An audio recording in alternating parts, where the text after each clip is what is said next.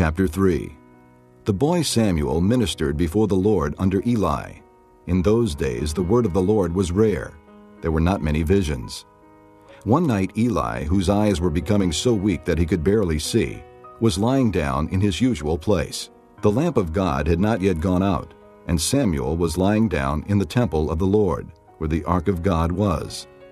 Then the Lord called Samuel. Samuel answered, "Here I am." And he ran to Eli and said, "Here I am. You called me." But Eli said, "I did not call. Go back and lie down." So he went and lay down.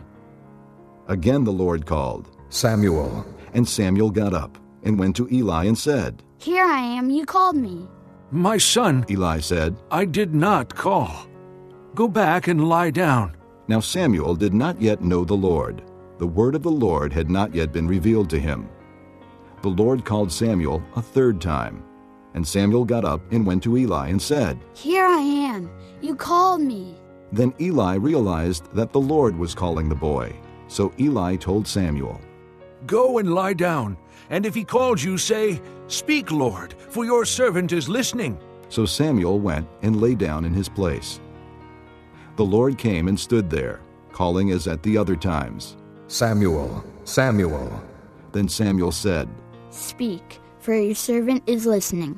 And the Lord said to Samuel, "See, I am about to do something in Israel that will make the ears of everyone who hears of it tingle.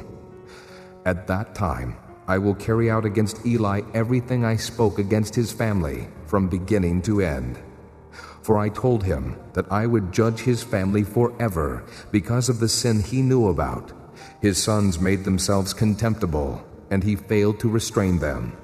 Therefore, I swore to the house of Eli, the guilt of Eli's house will never be atoned for by sacrifice or offering."